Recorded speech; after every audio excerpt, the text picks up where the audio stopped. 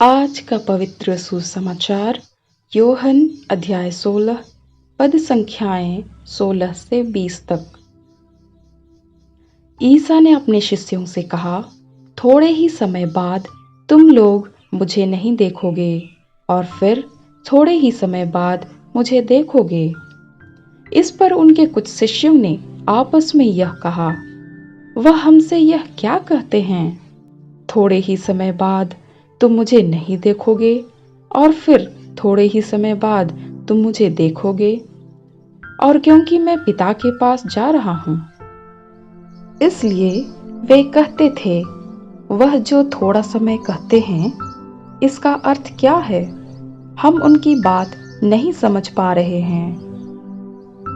ईसा ने यह जानकर कि वे मुझसे प्रश्न पूछना चाहते हैं, उनसे कहा,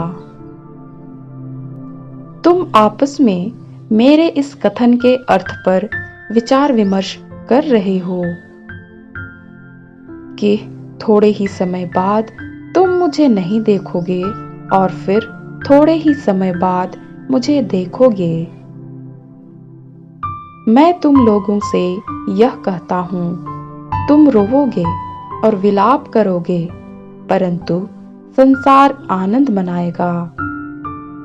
तुम शोक करोगे, किंतु तुम्हारा शोक आनंद बन जाएगा।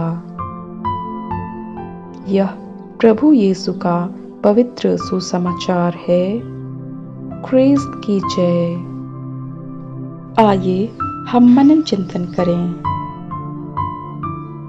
हमारे सभी दुख आनंद में बदल जाएंगे। ईसा संकेत करते हैं कि उनके कष्ट और मृत्यु के कारण शिष्यों को क्षण भर के लिए दर्द और शंका महसूस करना पड़ेगा, लेकिन उनके पुनरुत्थान के बाद उन्हें स्थायी आनंद प्राप्त होगा, जिसे कोई दूर नहीं कर सकता है। यहाँ तक कि उनके स्वयं के कष्ट और मौत भी उन्हें उस आनंद से दूर नहीं कर सकती। हालांकि हम ईसा की उपस्थिति यूखरिस्त में जरूरतमंदों में और गरीबों में देख सकते हैं, और तब हम स्थायी आनंद प्राप्त करेंगे जो हमारे क्षणिक दुखों का स्थान लेगा। जब भी असंभव घटनाओं या व्यक्तियों में भी उनकी उपस्थिति को पहचानते हैं तो अपनी भूमिका निभाते हैं, ईसा मसीह अपने भरपूर आनंद के साथ हमारे पास लौट आते हैं।